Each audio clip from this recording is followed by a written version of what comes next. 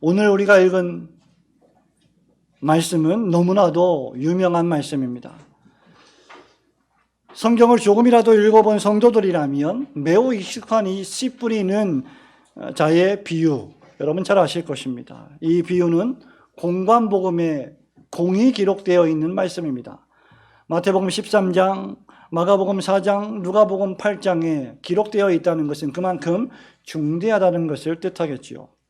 예수님께서는 많은 사람들에게 설교하실 때 비유로 설교하셨습니다. 천국 복음을 전파하셨습니다. 하나님의 말씀을 잘 가르치는 좋은 방법 가운데 하나가 바로 비유로 설명하시는 것이었습니다. 예를 들면 선한 사마리아인의 비유, 돌아온 탕자의 비유, 반석 위와 모래 위에 집을 짓는 사람의 비유 등등이 바로 그것입니다. 오늘 본문이 위치한 13장에도 씨 뿌리는 비유와 더불어 많은 비유들이 기록이 되어 있습니다.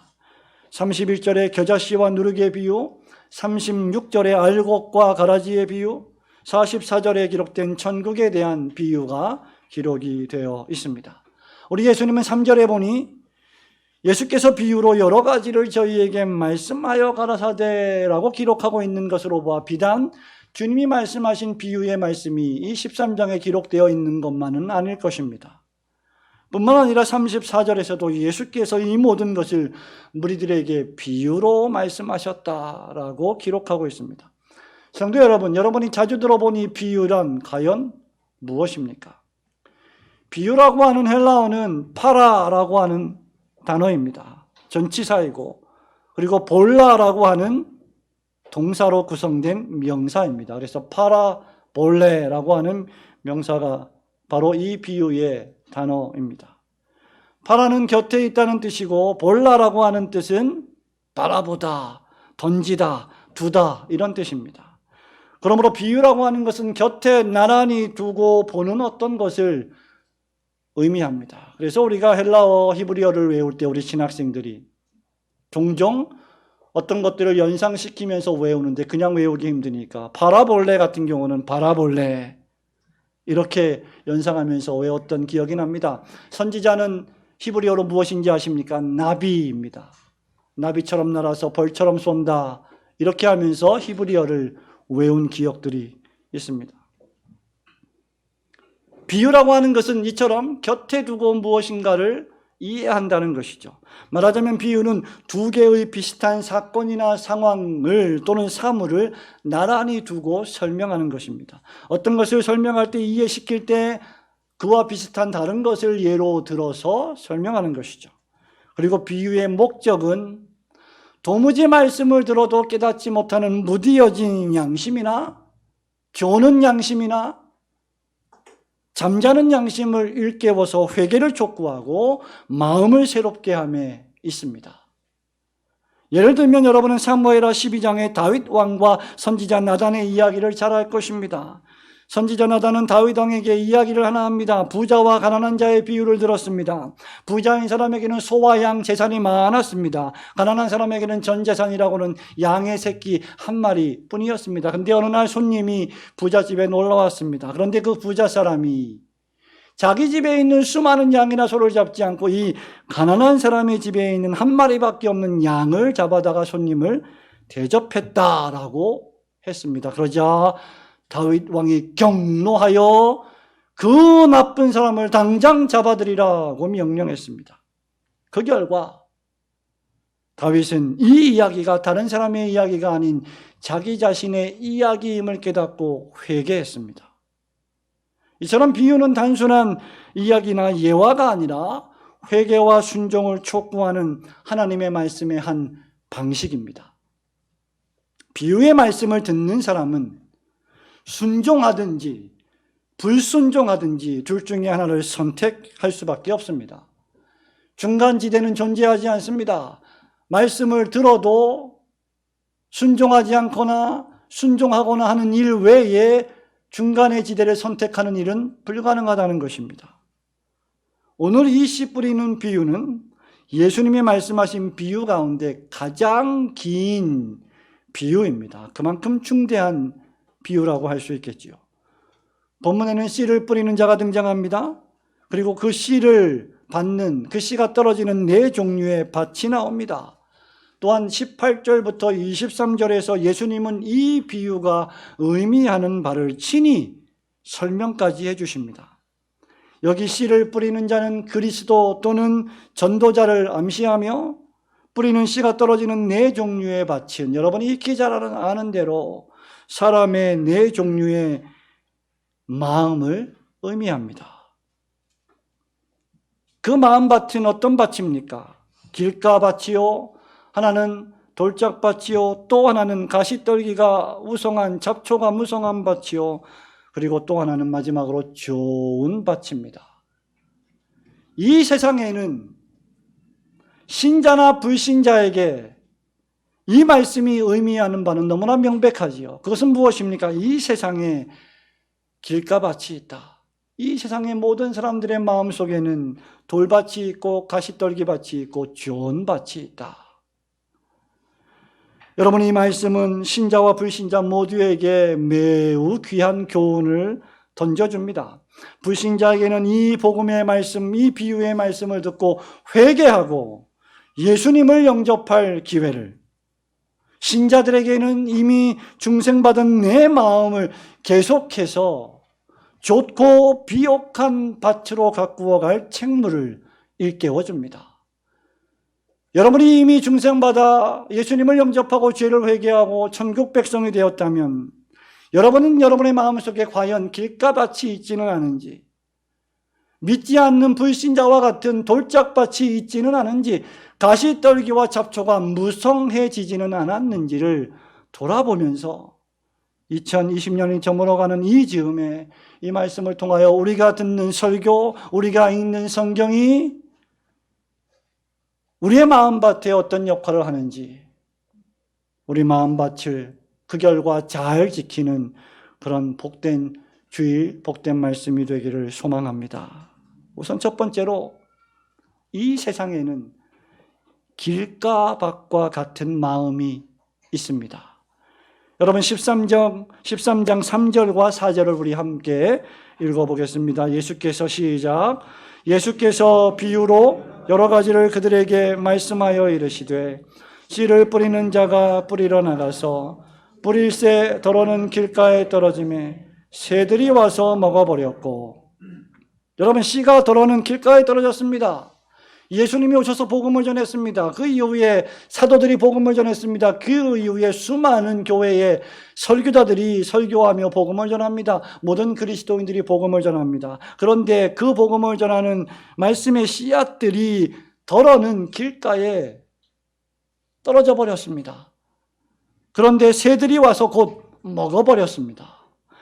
이 말씀은 무엇을 의미할까요? 여러분, 우리 예수님께서 설명해 주시는 해석을 읽어보겠습니다. 19절 말씀입니다. 그런즉 씨 뿌리는 비유를 들으라. 19절 같이 읽습니다. 시작. 아무나 천국 말씀을 듣고 깨닫지 못할 때는 악한 자가 와서 그 마음에 뿌려진 것을 빼앗나니 이는 곧 길가에 뿌려진 자요. 아멘. 여러분, 길가는 어떤 장소입니까? 길가는 사람들이 밟고 다니는 길입니다. 새들에게 가장 잘 노출된 곳입니다. 모든 것을 잘 볼 수 있는 곳입니다. 사람들이 밟고 다니므로 그 땅이 딱딱해져 버렸고, 새들이 발견함으로 그 씨앗을 즉시 가져가기가 매우 쉬운 공간이 되어버렸습니다. 씨앗이 떨어져서 뿌리를 내리고 줄기를 내고 가지를 뻗고 잎사귀를 내며 열매 맺기에 가장 나쁜 땅, 논과 밭이 아닌, 비옥한 땅이 아닌 길가 땅입니다. 이런 땅에 뿌려지는 씨앗은 땅속 깊이 들어가지 못하고 또 즉시 말라서 새에게 매우 적합한 먹이가 됩니다. 여기 새는 일반적 의미에서의 공중나는 새를 보라 할 때 그러한 새이지만, 동시에 쓰러진 나무에, 죽어버린 나무에, 썩어버린 나무에, 즉 교만한 자의 멸망에 함께하는 그 썩어진 나무에 앉아있는 새, 악한 의미에서의 새도 의미합니다. 우리 주님의 해석에 따르면 이런 새는 악한 자, 사단, 마귀를 가리킵니다. 이렇게 사단은 노출된 자를 가장 잘 공격하는 법이죠. 인간의 수많은 지식과 경험과 철학으로 자기가 살아온 삶의 경륜으로 굳어질 대로 굳어져 버려서 도무지 그 마음이 복음의 말씀을 들어도 반응하지 못하는 잃어버린 상실한 마음이 바로 이 길가밭과 같은 마음입니다. 여러분, 이 마음은 나이를 많이 먹었거나 나이를 적게 먹었거나 관계없습니다. 젊은 사람들이라 할지라도 자기가 살아온 삶의 경륜에 따라서 복음의 말씀을 받아들이지 아니한다면 그것이 바로 길가밭이기 때문입니다. 박윤선 목사님은 이 길가의 밭을 가리켜서 모든 악한 운동과 영향에 개방된 마음으로 하나님의 말씀에 대하여 순종하는 마음으로 섭취하려는 생각이 없는 밭이다라고 말했습니다. 세상의 온갖 잡설에는 매우 열려있지만, 세상의 모든 이야기에는 매우 해박하지만 하나님의 말씀에는 도무지 닫혀있는 밭입니다. 신앙의 이야기라고는 전혀 하지 못하고 하는 법을 모르고 할 수 있는 내용도 능력도 없지만 세상의 모든 이야기에는 그토록 전문가가 되는 마음입니다. 성도 여러분, 이런 마음은 말씀이 자기 자신의 마음에 들어오는 것을 죽기보다 싫어합니다. 왜냐하면 말씀이 그 마음에 들어가면 그 마음을 개혁시키기 때문입니다. 그 마음을 고치기 때문입니다. 고침을 받기 싫어하는 마음이죠. 말씀이 마음을 주관하고 다스리는 것을 전혀 원치 않습니다. 사도행전 7장 57절에 여러분 무슨 말씀이 기록되어 있는지 아십니까? 스데반을 죽이려고 돌을 들고 큰 소리를 지르며 귀를 막고 달려드는 강팍한 유대인들이 나옵니다. 스데반이 순교하기 전에 하나님 보좌 우편에 서 계신 인자를 보는도다라고 하는 천국 복음의 말씀을 선포했을 때 그 말씀이 듣기 싫어 귀를 막고 달려들어 스데반을 돌로 치려 했던 사람들. 여러분, 이런 사람들은 예수님이 설교해도 듣지 않을 사람들입니다. 모세가 살아 돌아와 말씀을 전해도 믿지 않을 사람들입니다. 그러니 우리 같은 설교자가 설교해도 듣지 않는 것은 전혀 놀랍지 않은 일입니다.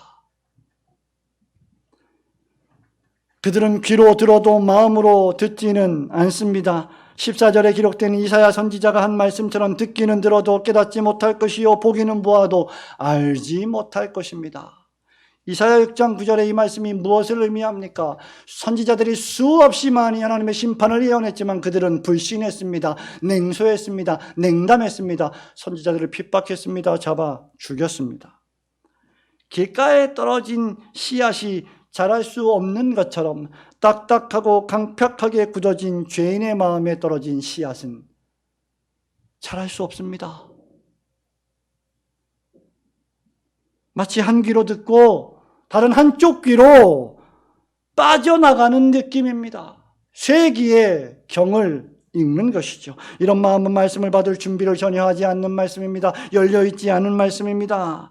수없이 복음의 말씀을 들을 기회가 있었고 지금도 복음의 말씀을 듣고 있으나 그 말씀이 나와는 전혀 상관이 없다라고 생각합니다. 그 말씀이 전혀 마음을 바꾸지 못하게 내 마음을 내가 주장해버립니다. 여러분, 이것은 말씀의 능력이 없어서가 아닙니다. 하나님의 말씀은 살았고 운동력이 있어 그 어떤 영혼과 심령과 골수도 찔러 쪼개는 것이 하나님의 말씀의 능력입니다. 그러나 이 길가밭은 그 말씀을 듣는 사람의 마음의 문제이기 때문입니다. 기독교의 선입견을 갖고 있거나 교회의 악감정을 가지고 있거나 진리의 말씀에 대한 냉담한 마음을 가지고 있기 때문에 복음의 말씀을 들어도 바꾸지 못하는 것입니다. 뿐만 아니라 사단이 말씀들을 기회를 박탈하거나 방해합니다. 여러분, 사단이 가장 싫어하는 것이 무엇인지 아십니까? 여러분이 교회를 오는 것입니다. 사단이 가장 혐오하는 것이 무엇입니까? 여러분이 말씀에 집중하는 것입니다. 그럼 여러분이 말씀에 집중하지 않고 여러분이 교회에 오지 않고 여러분이 예배를 온전히 드리지 않는다면 누가 가장 기뻐할까요? 사단이, 마귀가 가장 기뻐합니다. 왜 우리가 주일 예배를 위하여 토요일 날 그토록 우리의 정신과 육체와 영혼을 고요하고 단정히 준비해야 하는지 수없이 제가 말씀을 드렸음에도 여전히 그 말씀에 귀를 기울이지 않는다면 사단이 기뻐할 것입니다. 길가에 떨어짐에 새들이 와서 먹어버렸고 말씀의 씨앗이 떨어지자마자 즉시 새들이 와서 먹어치웠다는 뜻입니다. 베드로전서 5장 8절에서 사도 베드로가 이렇게 말하지요. 근신하라, 깨어라, 졸지 마라, 정신을 차려라. 왜? 사단마귀가 우는 사자같이 두루다니며 삼킬 자를 찾고 있기 때문이다. 여기 삼키다라고 하는 본문 4절에 있는 이 말씀은 베드로전서 5장 8절에 있는 삼키다, 먹어버리다와 같은 헬라어 단어인 카테파겐이 사용되었습니다. 새들이 먹어버리는 것은 새들이 삼켜버리는 것입니다. 하나님의 말씀이 선포될 때마다 사단마귀가 와서 즉시 활동합니다. 그것을 먹어치우려 합니다. 우리가 말씀을 듣고 그것을 깊이 생각하지 못하도록, 그것을 믿지 못하도록, 죄를 회개하지 못하도록, 그리스도께 나아올 기회를 제공하지 못하도록, 너는 잘 살고 있으니까 더 깊이 관여하지 말라고 우리의 마음속에 부추기며, 우리가 회개하고 주님을 더욱 잘 믿기 전에 사단이 와서 씨앗을 훔쳐가 버리는 것입니다. 그렇게 함으로 사단은 하나님의 말씀에 냉담한 사람의 마음을 삼켜버립니다. 영국 교회의 감독이었던 존 라일 목사님은 이 말씀에 대해서 이렇게 말했습니다. 사단은 선한 일의 발전을 막고 남자와 여자가 구원 얻는 것을 방해하기 위하여 가장 열심히 일하는 곳이 바로 교회입니다. 사단은 사람의 마음속에 빙빙 도는 생각과 방랑하는 헛된 상상력과 무기력한 지성과 둔한 기억을 심어주고 졸린 눈과 잠시도 가만히 못 있는 신경불안과 실증난 귀와 산만한 주의력을 심어줍니다. 이 모든 것을 통해 사단은 강력한 힘을 발휘합니다. 사람들은 이것들이 도대체 어디서 온 것인지 의아해하고 그것이 설교를 얼마나 지루하게 만드는지 놀라기까지 하며 설교가 끝나고 나면 전혀 기억조차 하지 못합니다. 그들은 씨 뿌리는 자의 비유를 잊어버린 것입니다. 그들은 마귀를 잊어버린 것입니다.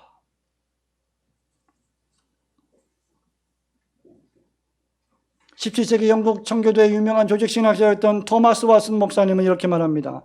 말씀은 이런저런 방식으로 효과를 발휘하게 될 것이다. 만일 말씀이 우리 마음을 더 나은 상태로 만들지 않는다면 말씀은 당신의 쇠사슬을 더욱 무겁게 만들 것이다. 설교와 함께 지옥으로 떨어지는 이들의 경우는 얼마나 참혹한가. 그래서 존 프레스톤 같은 청교도 목사님은 설교는 우리가 그 설교를 듣는 즉시 우리의 마음을 지옥 아니면 천국으로 인도한다 라고 말한 것입니다. 그러므로 성도 여러분, 말씀을 읽을 때, 설교를 들을 때 씨 뿌리는 비유를 기억하십시오. 마귀의 존재를 잊지 마십시오. 정신을 바짝 차리고 깨어 근신하십시오. 매주일 말씀을 들을 때 혹시 여러분의 마음이 강팍하지 않습니까? 또는 아무 생각이 없지는 않습니까? 만일 그렇다면 그 강팍하고 딱딱하게 굳어버린 마음을 부드럽게 해달라고 하나님께 간청해야 할 것입니다. 하나님의 말씀에 무관심하고 목사의 조언에 무관심하고 하나님의 말씀에 기초한 상담에 무관심하고 성도의 진리 안에서의 교제에 냉담하고 주님의 집에 나오는 것에 냉담한 마음을 바꾸어 달라고 기도해야 합니다. 하나님을 대적하는 마음이 있습니까? 여러분이 그러합니까? 여러분의 가족 중에 그러한 사람이 있습니까? 교회에 대한 부정적인 생각을 갖고 있는 사람들이 있습니까? 성도들에 대한 악감정이 있습니까? 치료해 달라고 기도해야 할 것입니다. 하나님의 은혜로 말씀이 뿌리를 내리고 역사하여 열매 맺게 해달라고 기도해야 할 것입니다. 마지막 날 주님이 오셨을 때 아무 열매 맺지 못하는 나무를 찍어 내버리라 라고 하는 처참한 운명을 맞이하지 않으려면 지금 즉시 회개하고 마음을 새롭게 해야 할 것입니다. 사단 마귀가 말씀이 열매 맺지 못하도록 여러분의 마음을 멈추게 하기 전에 말씀의 역사를 위하여 기도하고 말씀을 기쁜 마음으로 환영함으로 그 말씀을 들으시는 성도들이 되시기를 주님의 이름으로 축원합니다. 두 번째로 흙이 얇은 돌밭과 같은 마음 있다고 주님이 말씀하십니다. 5절 말씀을 함께 읽겠습니다. 5절입니다. 시작. 더러는 흙이 얇은 돌밭에 떨어짐에 흙이 깊지 아니하므로 곧 싹이 나오나 6절입니다. 해가 돋은 후에 타서 뿌리가 없으므로 말랐고. 돌밭은 어떤 밭일까요? 흙이 얇죠. 돌이 많습니다. 바위가 많습니다. 돌과 바위가 많은 땅은 씨 뿌리기 어려운 땅입니다. 이 땅에는 흙이 없는 것은 아니지만 그 흙의 깊이가 깊지 않아 싹이 나오긴 하지만 태양이 뜨고 나면 뜨거운 빛에 인해 타버리고 뿌리가 없어 말라버립니다. 이 말씀은 또 무엇을 의미하는 것일까요? 우리가 헛된 해석을 하지 않기 위해서 주님이 하신 말씀을 기억해야 합니다. 친절하게도 우리 주님은 또다시 씨앗이 떨어진 이 돌짝밭에 대하여 설명해 주십니다. 20절과 21절 말씀을 함께 읽겠습니다. 돌밭에 시작. 돌밭에 뿌려졌다는 것은 말씀을 듣고 즉시 기쁨으로 받되 그 속에 뿌리가 없어 잠시 견디다가 말씀으로 말미암아 환난이나 박해가 일어날 때에는 곧 넘어지는 자요. 아멘. 누가복음 8장에서 이 돌밭을 바위 위에 있는 밭이다라고 묘사했습니다.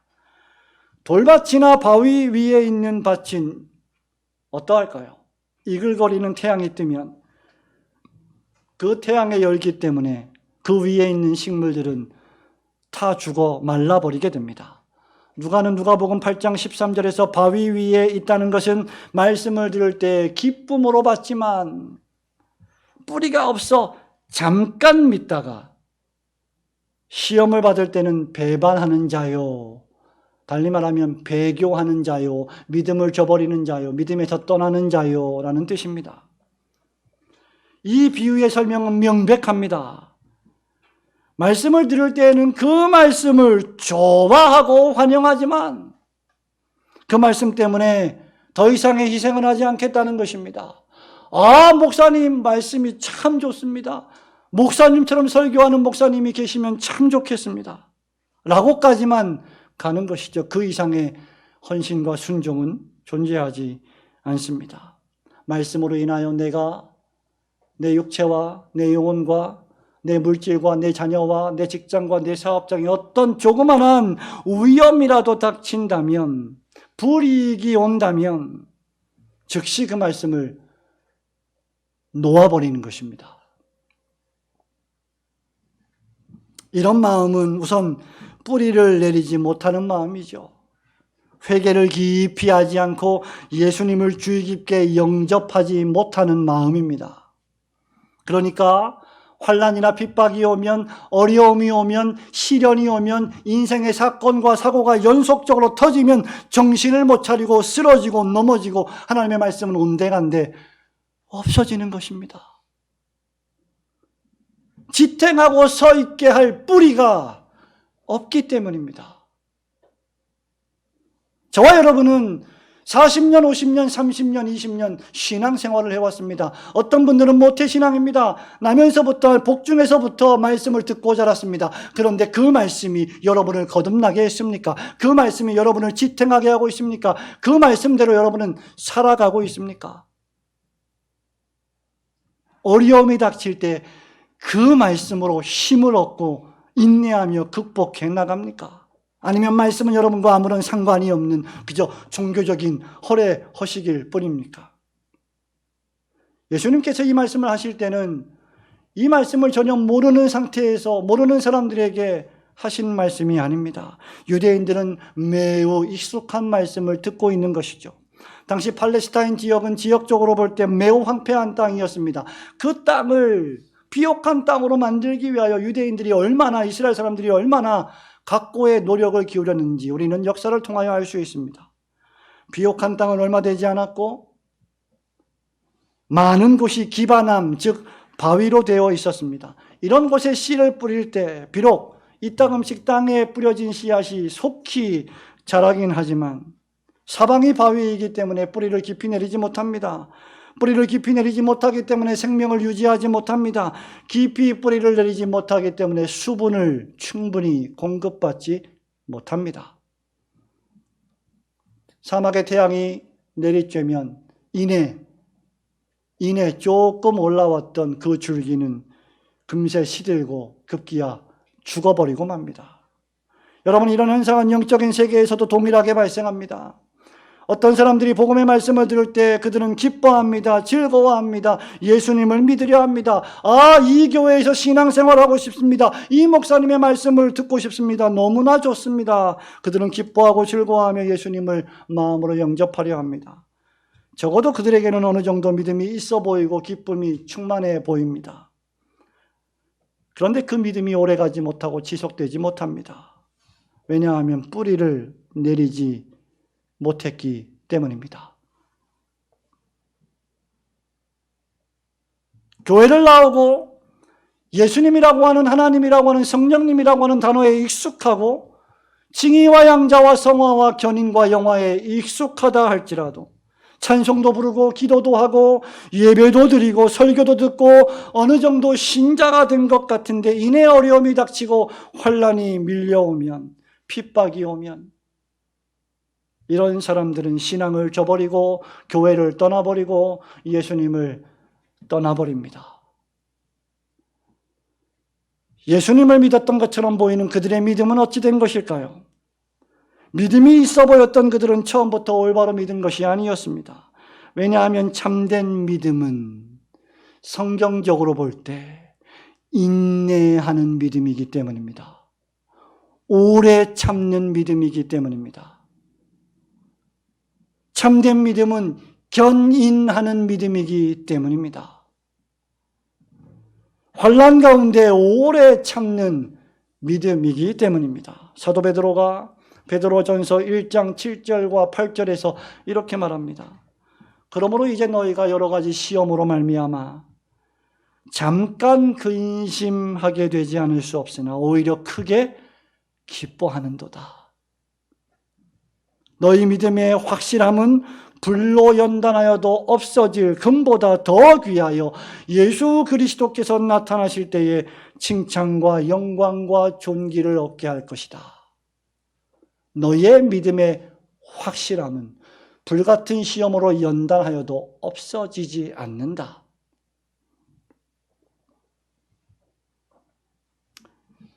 로마서 5장 1절에서 바울은 의롭다함을 받은 신자, 중생받은 신자, 참되게 예수님을 믿은 신자의 특징 가운데 하나를 인내하는 것으로 묘사합니다.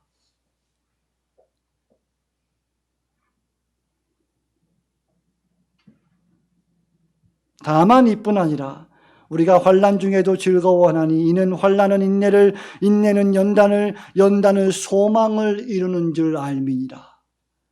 소망이 우리를 부끄럽게 아니함은 우리에게 주신 성령으로 말미암아 하나님의 사랑이 우리 마음에 부음받음이라. 하나님의 사랑이 우리 마음에 있으면 우리가 중생받았으면 그 사랑 때문에 믿게 되고 소망하게 되고 소망하고 믿게 되니 그 믿음과 소망이 우리를 견인하게 된다는 것입니다. 우리를 인내하게 한다는 것입니다. 성도 여러분, 예수님을 처음 믿었을 때 여러분의 마음속에는 주님이 주시는 기쁨이 있습니다. 늘 보던 하늘과 땅은 똑같은 하늘과 땅이지만 이전과 같은 하늘과 땅이 아니었을 것입니다. 완전히 새로워진 하늘과 땅이 됩니다. 행복과 즐거움이 넘칩니다. 하지만 예수님을 참되게 믿는 일에는 예수님을 위한 고난과 핍박을 동반합니다. 우리의 믿음이 진정한 믿음이 되려면 주를 위한 핍박과 고난이 우리를 테스트할 때, 하나님의 나라와 그의 의를 위하여 살아갈 때 당하는 어려움이 올 때, 예수님을 믿고 교회를 다닌다고 부모님이 핍박하기 시작할 때, 세상 친구들이 우리를 조롱하고 의아한 눈빛으로 바라볼 때, 그리스도를 믿는 믿음에 깊이 뿌리 내리고 있지 않으면 그런 믿음은 피상적인 믿음이요 실패하는 믿음이 될 것입니다. 기뻐하고 즐거워하는 것만으로는 충분하지 않습니다. 교회에 와서 담소를 나누고 커피를 마시며 쿠키를 나누는 것만으로는 충분하지 않습니다. 우리에게 필요한 것은 예수 그리스도와 그가 하신 구속사역을 깊이 깨달아 알고 그 안에 깊이 뿌리를 내리는 것입니다. 그러지 아니하면 수십 년 교회를 다녀도 중생이 무엇인지, 회심이 무엇인지, 내 안의 믿음의 진정성이, 그 열매가 무엇인지 도무지 알지 못할 것입니다. 하나님의 아들의 사람 되심, 성육신과 고난, 그분의 십자가의 죽으심의 의미, 부활과 승천하심, 하나님 보좌 우편에 좌정하심, 그리고 마침내 우리를 위하여 기도하시다가 다시 오실 재림하실 그리스도의 교리에 깊이 뿌리를 내려야 합니다. 우리의 시민권이 이 땅이 아니요 하늘에 있다는 천국 소망에 우리의 영혼의 뿌리를 내려야 합니다. 또다시 19세기에 저명한 설교자였던 존 라일 목사는 이렇게 말합니다. 복음의 설교하에 엄청난 기쁨과 심오한 경각심을 갖는 것은 가능한 일이지만 그럼에도 불구하고 하나님의 은혜는 결핍된 자일 수 있습니다. 설교를 듣고 눈물을 흘리거나 대단한 기쁨을 누리는 것 그 자체가 회심의 증거는 아닙니다. 우리는 우리가 좋아하는 설교자들을 향한 온화한 존경을 나타낼 수는 있지만 여전히 돌짝밭의 마음을 가진 청중일 수 있습니다. 심오하고 겸손하며 죄를 죽이는 성령님의 역사하심과 그리스도와 마음으로 연합하는 것 외에는 그 어떤 것으로도 만족해서는 안 됩니다. 내가 장로라고, 내가 권사라고, 내가 목사라고, 내가 집사라고, 내가 자동적으로 구원을 얻을 것이라 생각해서는 안 됩니다.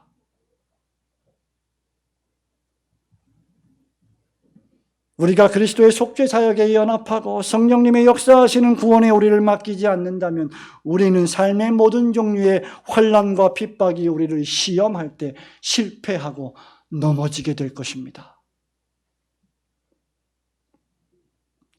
필립 라이큰 목사님은 미국 필라델피아의 10번째 제10 장로교회의 담임 목사직을 30-40년 넘게 수행하다가 하나님의 부르심을 받았습니다.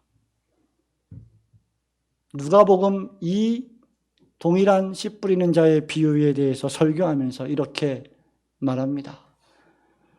성도 여러분, 이런 일들은 항상 일어납니다. 한때 기독교에 대해 매우 신이 나고 흥분했던 사람이 그 믿음에 타락하고 배교하게 됩니다.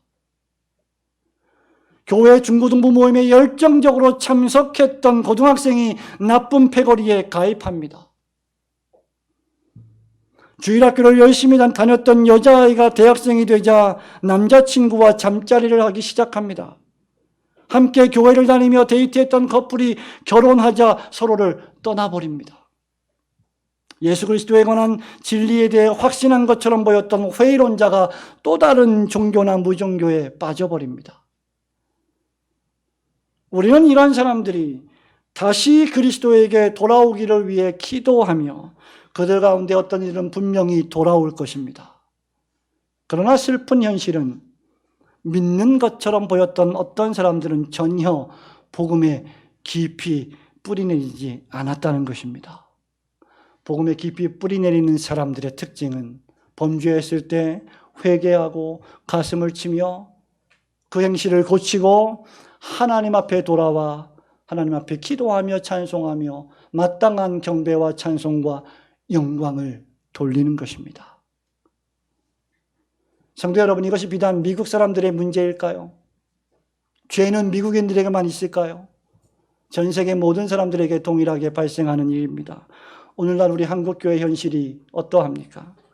어려움이 닥치면, 다양한 종류의 시련이 오면 뿌리 없는 믿음은 넘어지거나 불같은 시련이라는 뜨거움에 타버리고 말 것입니다. 그러나 신실한 그리스도인, 참되게 중생한 신자, 예수 그리스도 안에 깊이 믿음의 뿌리를 내린 신자는 견디고 또 견디며 고난 가운데, 어려움 가운데 성장할 것입니다. 사랑하는 성도 여러분, 말씀을 맺습니다. 우리는 씨 뿌리는 비유 가운데 2가지밖에 말씀을 듣지 못했습니다. 말씀을 준비하면서 4가지 밭을 다 한꺼번에 설교하고자 했는데 이 씨 뿌리는 비유의 설교가 얼마나 엄청난 것인지를 뒤늦게 깨달았습니다. 익숙한 말씀이긴 하지만 전혀 새로운 말씀. 수십 년 동안 설교하고 수십 년 동안 말씀을 들었는데도 여전히 변화하지 않으려는 강팍한 마음, 그 마음을 생각할 때 이 설교를 한 번 할 수가 없었습니다. 그리고 설교가 너무나 어려웠습니다. 그 설교가, 설교하는 것 그 자체가 제 자신에게 너무나 괴로운 일이었기 때문입니다. 그래서 보통 설교 준비를 일찍 끝내는데 너무나 오래 걸렸습니다.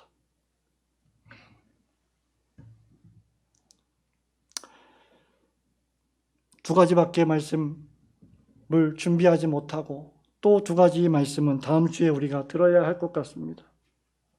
제가 설교하면서 또 신학교에서 강의하면서 우리 신학생들에게 설교하다가 감정에 치우치지 마라, 바람직하지 않다 라고 했는데 가끔씩 이렇게 어떤 경우에는 주체할 수 없을 때가 있습니다. 말씀을 맺습니다. 여러분의 믿음은 과연 어떠합니까? 왜 교회를 오고 있습니까? 왜 우리가 예배를 드립니까? 이것이 그저 일주일에 하루 종교의식에 불과한 그러한 것입니까? 사단에게 마음을 내어주지 마십시오. 세상의 마음을 빼앗기지 마십시오. 얄팍한 믿음을 가지고 참된 믿음인 것처럼 만족하지 마십시오. 그저 일주일에 한 번 1시간, 2시간 교회를 나왔다 간 것으로 성경책을 쳐박아 버리고 아무 생각 없이 살지 마십시오. 여러분은 시련을 견디는 믿음을 가지고 있습니까? 여러분의 믿음은 너무 가볍고 얕지 않습니까? 시련이 올 때, 코로나19와 같은 어려움이 닥칠 때, 그 시련과 환난과 핍박은 우리의 믿음이 어떠한 것인지를 테스트해 줍니다. 우리는 오늘 나쁜 밭 2가지를 살펴보았습니다. 이 말씀들은 우리에게 경고하는 말씀입니다.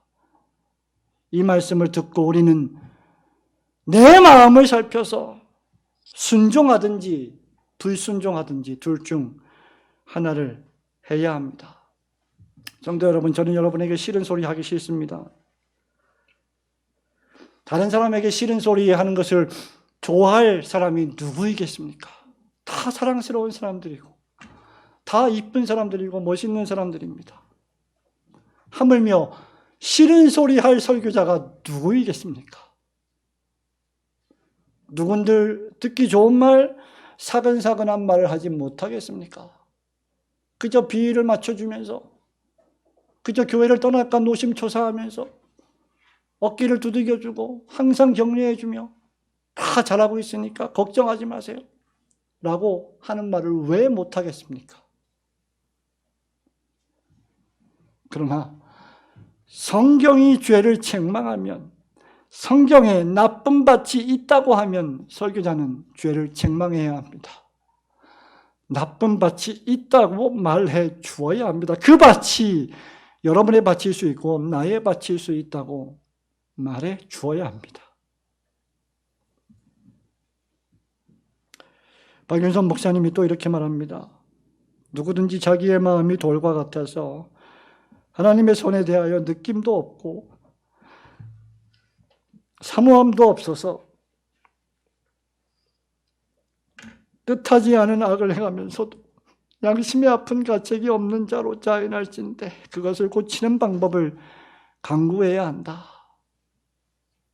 그것을 고치는 방법은 하나님의 말씀을 가지고 죄를 날카롭게 과도한 듯이 꾸짖는 설교자를 찾아가서 그의 설교를 잘 순종하며 듣는 데 있다. 한번 그의 설교를 들어도 강박한 마음이 남아있다면 또다시 두 번째 듣고 그래도 고쳐지지 않으면 몇 번이라도 그런 설교를 달게 듣도록 기회를 찾아야 한다. 몇 번이나 그렇게 해야 될지 모르겠으나 그렇게 하는 것만이 강박한 마음을 고침받는 유일한 비결이다. 성도 여러분, 제 설교를 듣고 여러분이 마음의 고침을 받지 못한다면 교회를 떠나십시오. 여러분에게 더 심한 말, 더 경고하는 말, 더 책망하는 말을 듣고 고칠 수 있다면 기꺼이 보내드리겠습니다. 여러분의 죄를 책망하고 그렇게 살아서는 안 되며 하나님의 사람답게 살아야 한다고 말하는 설교자를 귀중히 여기고 그의 설교를 들으십시오. 여러분의 귀를 간지럽혀주는 사욕을 쫓는 스승을 우리는 얼마나 많이 두고 있습니까? 그러한 시대에 참된 하나님의 말씀을 선포하는 설교자를 귀히 여기고 그런 설교자가 되겠다고 신학교에 입학하여 말씀을 배우는 신학생들을 격려하고 위로하면서 그의 말에 귀를 기울이며 하나님 말씀을 듣기를 기뻐하고 즐거워하며 죄를 회개하고 그 말씀에 깊이 뿌리를 내리는 성도들이 되시기를 주님의 이름으로 축원합니다.